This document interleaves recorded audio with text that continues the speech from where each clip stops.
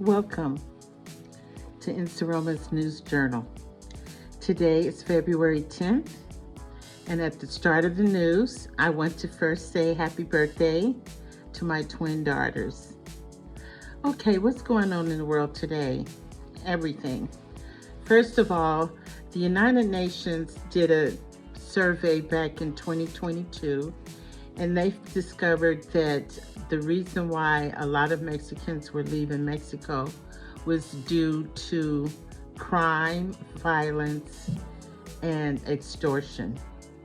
Now, with this mass deportation we're having, the 6 states that have the most immigrants in it, and particularly Mexicans, are California, Texas, Florida, New York, New Jersey, and Illinois. Now, with the deportations, they're deporting everybody. Africans, Hondurans, there's 261 people from Honduras that they've gathered. Let's see who else. Indians. They've also gathered a lot of Indians from India, as well as, I want to say, Venezuelans. And what's really sad is that some of the Venezuelans and some of the Mexicans voted for Trump. One Venezuelan woman was crying because she said Trump promised that he would not touch people that had their permanent resident card. Well, that wasn't true. So, my heart goes out to them, and I hope that there will be some help for them, some intervention.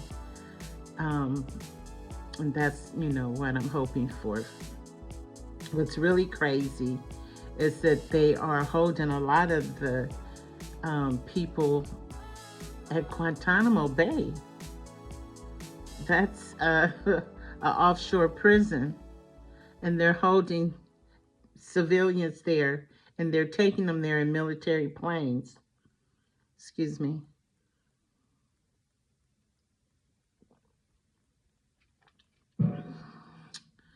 And in the face of all this, a lot of the countries have not allowed these military planes or civilian planes to land. Cuba won't let the planes land. Mexico won't. And so they brought them back, and they're holding them at Guantanamo Bay.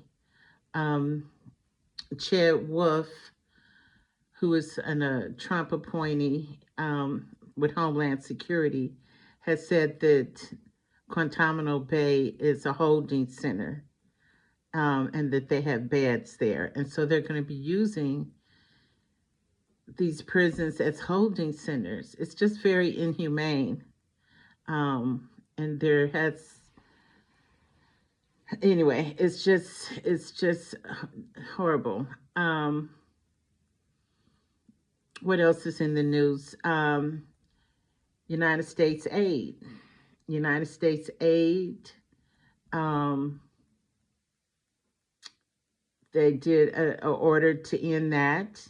We have people all over the globe that are dealing with famine and hunger.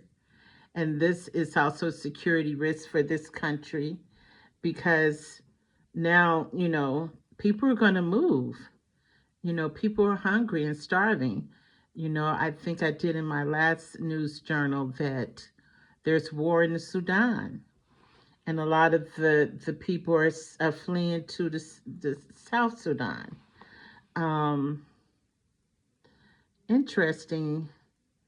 There also an Ebola breakout in Uganda and in the Sudan. So it's desperate that they need food there. They need food in the Congo. They need food in some of these European countries. So it's just really horrible. Interesting. Um, for some reason, they are going to allow South Africans to come in as refugees. Um, Trump has signed an executive order saying that South Africans can come in as refugees, and saying that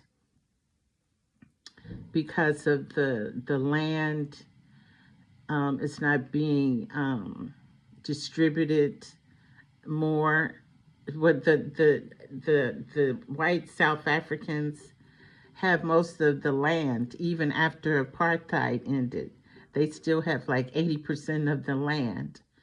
So now Trump is saying that they can come here. Um, the U.S. aid is a very important thing for humanity. There was a judge that ordered that the money that is frozen to this organization be unfrozen. However, Trump and his administration has refused. They've defied the order by the judge. I don't mean to laugh, but it's funny, and it's sad, but it's also funny because basically it's almost like whatever you say, judge, congressperson, everybody has fallen in line for this agenda. This agenda is very life changing for for many Americans. A lot of federal workers have been laid off. It's just really bad. Last week, even I think Trump ordered the close down of the Department of Education, and remember all these lawmakers, including Maxine Waters, went over to the Department of Education, and they were barred from getting in. There was a gentleman that came out, because basically they had written a letter saying that they wanted to have a meeting with the secretary of the Department of Education to, talk to her. It was an emergency meeting they were asking for, like, you can't close down the Department of Education. So they didn't respond to the lawmakers, mostly Democrats, of course. Yeah, Democrats. They didn't respond to the letter, so the whole gang went over there, and they were denied interest. And they were telling them, "We are Congress." And the man said, "No, you're not coming in the building."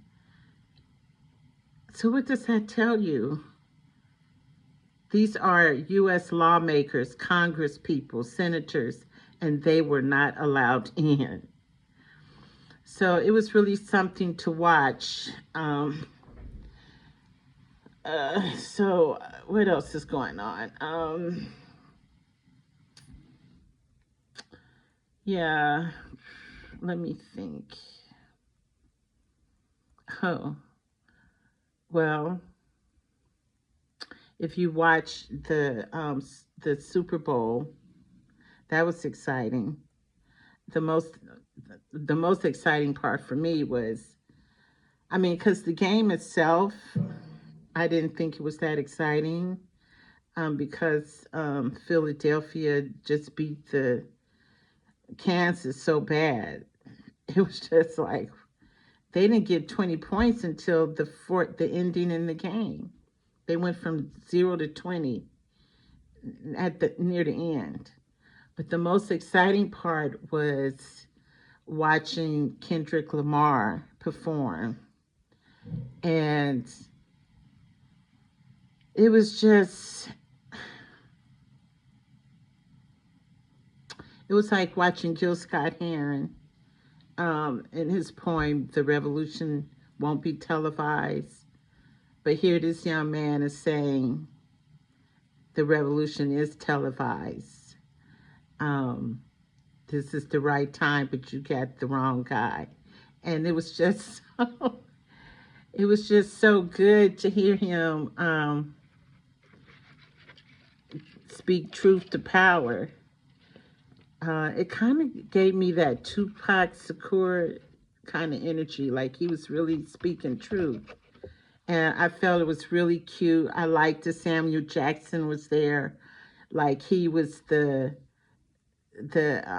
I would say, if you were going to look at it, and it was, he was telling a story through his songs, Kendrick Lamar. And I guess if you were looking at it in literary terms, Kendrick Lamar would have been the protagonist, and I seen Samuel Jackson as the antagonist. So Kendrick was the hero, and Samuel Jackson played the role of the villain, and he was dressed up like Uncle Sam. And it was just brilliant. It was a lot of symbolism in there. Um, it was just really, I really like when he said that our our energy only circulates through this use, through use, and that this time God is favoring us. I just really like that line, and um, it was just very powerful. I liked when he said we've been reincarnated. It was just a lot. If you really look at that um, halftime show, it was just full of symbolism, full of truth. Like I said, I felt like even the X, how it was like an X, and he had dancers in different parts of it. I was thinking Malcolm X. I was thinking Nipsey Hussle. I was thinking Tupac. I was thinking DMX. Um, and I'm in that gender where I don't really listen to that kind of music. I mean, I'm not really up on them, but once I'm up on them, I really listen to the lyrics. I fell in love with Tupac right away because of his revolutionary lyrics. His lyrics were so full of truth. And I like listening to Kendrick Lamar lyrics. I was like, oh, okay, I like this. So hats off to the brother. They had Serena Williams in there doing the Crip Walk, which was great. And I guess she's from Compton. So, yeah, so she knows how to do that Crip Walk. And from what I understand, she did the Crip Walk at one of her tennis matches, I think at the end. And she got a lot of blowback from that. So I guess this was her way of saying, yeah, I'm going to do it again. So hats off to Serena Williams. Um, so a little bit of international news. Oh, actually, no, I want to attach on to that. Cheers.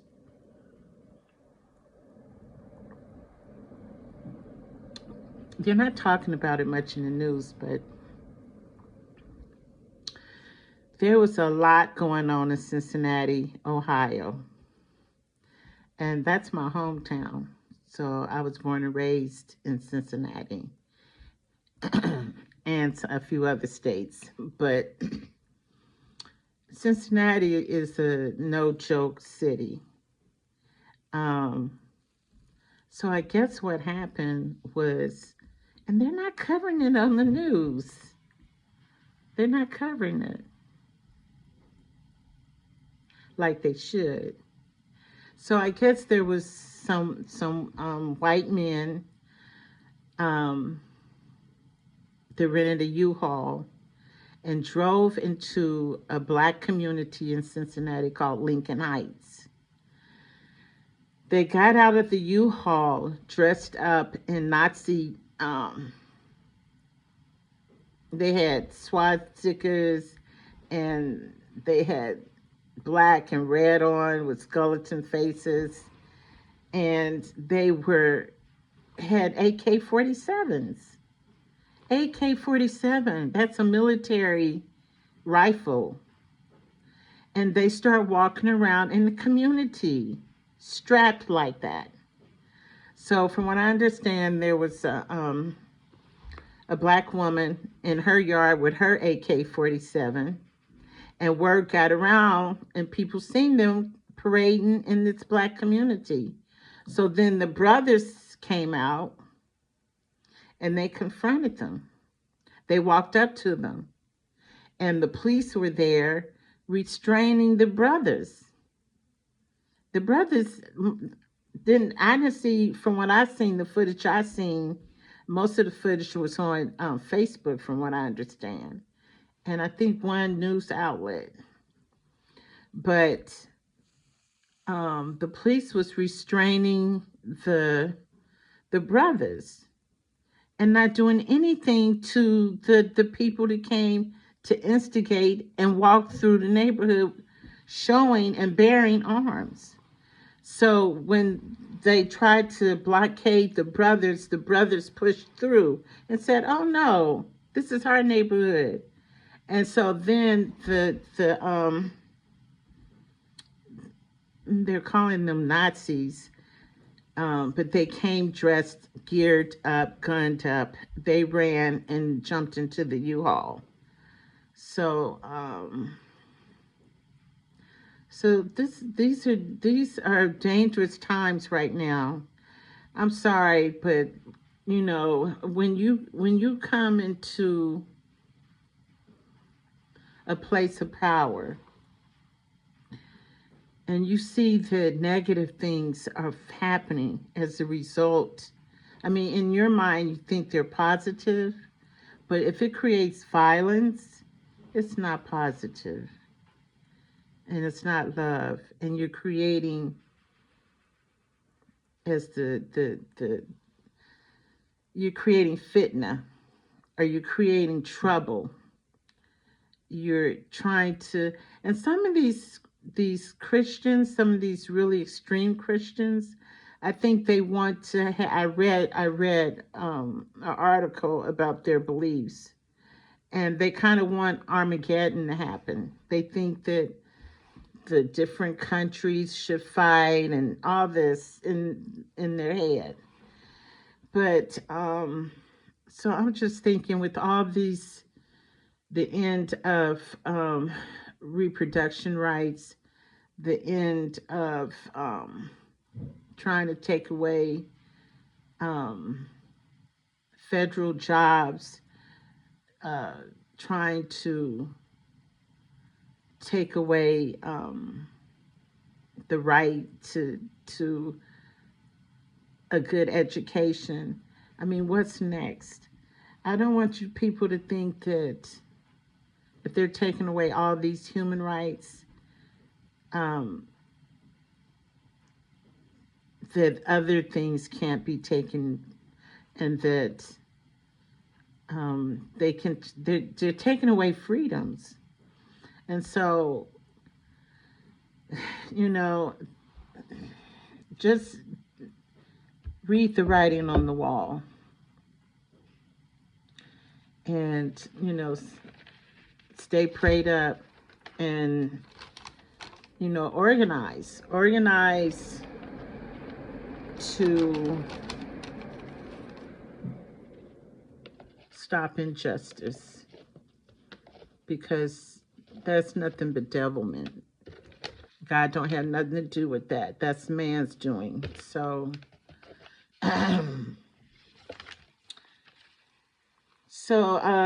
let's me end with my African news. What's going on in Palestine. So it's very heartbreaking that the announcement had been made that the United States wants to take over Gaza for real estate development. According to the President of the United States, that Gaza looks like a um, demolition site, and that they're going to take it over. Now, if you know anything about the Palestinian people, they're not going nowhere. These are people that will fight. That land is sacred to them. It's holy land to them. So what are you talking about? Are you talking about ethnic cleansing? So that's what you're talking about then. And then, from what I've read, the prime minister of Israel is wanted for war crimes against humanity. The United Nations voted. So it boggles the mind. Um, and again, in South Africa, um, there was an executive order signed so that refugees from South Africa can come here. Um, Interesting. And again, in Uganda, there has been, by the Minister of Health in Uganda, has declared an Ebola virus breakout there, and the same in the Sudan.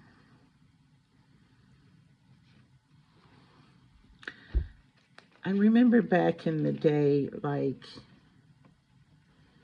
in the 80s, they used to say that there was an unholy alliance between South Africa, Israel, and America. Because remember, the United States was last to come on to speak out against apartheid. It was only from protests inside the United States that, I mean, it was through demand and international protest. So here we are, people.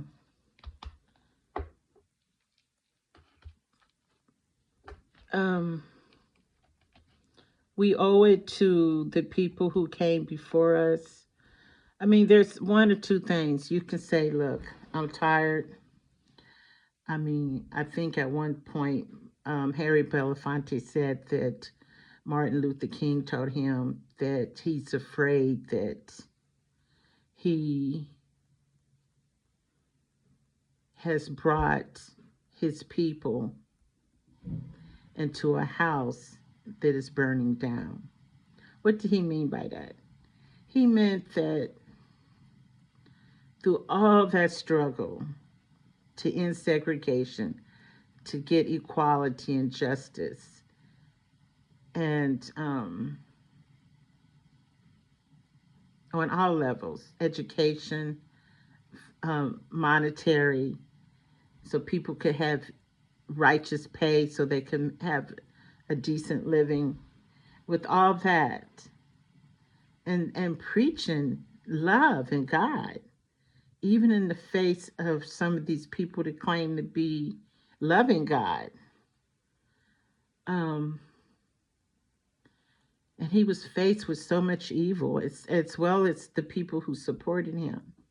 And mind you, there were Baptist preachers that really, King didn't really become popular until among some of these Baptist preachers until after he died. Because some of them felt like, who's this Southern guy coming up north to tell us what to do? I mean, all that goodness he had in him. And and he was assassinated. Um, and mind you, some of our own people was in on that. Quiet as it's kept. So you get tired sometimes because it is a fight to have. It's really um, when we talk about Democrat, Republican, um, or other. It's really things. It comes down to good and evil. I mean, like there are principalities, and it's like it's always a fight between good and evil, and that's the walk here. And I hope that good will conquer. Because some of these people, sometimes when I'm looking at them, spiritually, I can see their horns. Spiritually, I can. And they worship this evil. I don't know. How can you, how can you feel good and powerful at the suffering of other people? I mean, it's kind of like Kendrick Lamar says, they're not like us. Because for me, and he ended with that song. Um, I'm not made from that cloth. Thank the Lord. I have God in me. I want to see people happy and at peace. Um, I will fight for my rights, but at some point, you just want peace. So anyway, I have a person of the week that I want to honor. I want to honor Nikki Giovani. Just a second.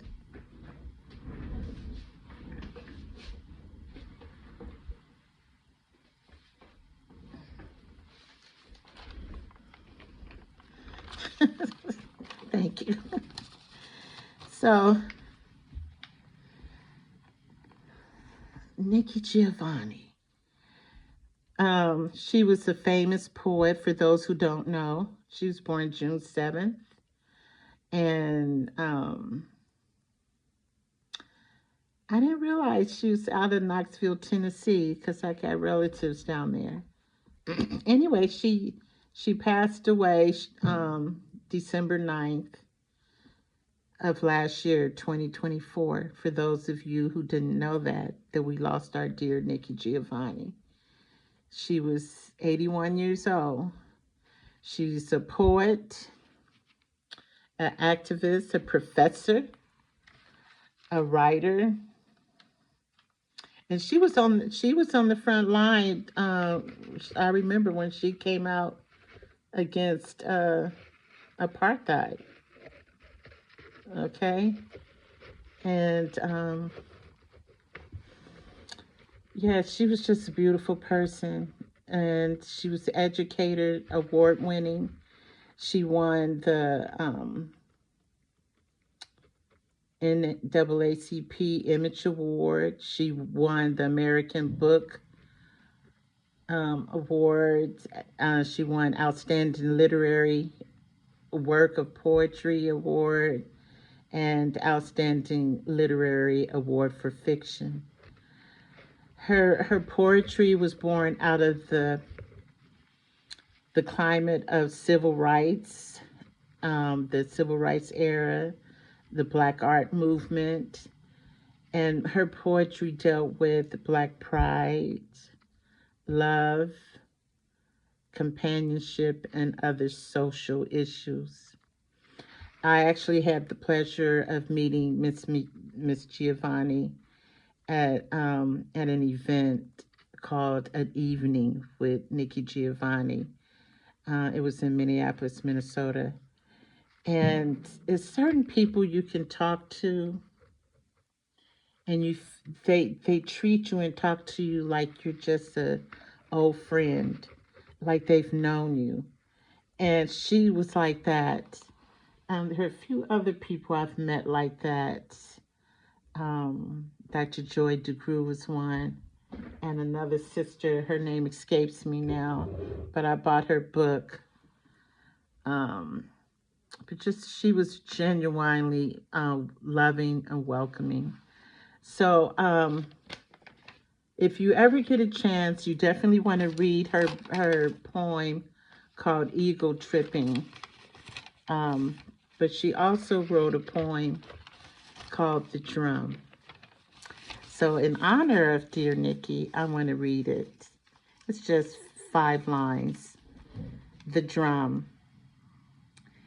Daddy says the world is a drum. And I told him I'm going to beat out my own rhythm. And that was Nikki. She did walk to the beat of her drum. So anyway, thank you for joining me in Nsaroma's News Journal. I'll see you next time. Blessings.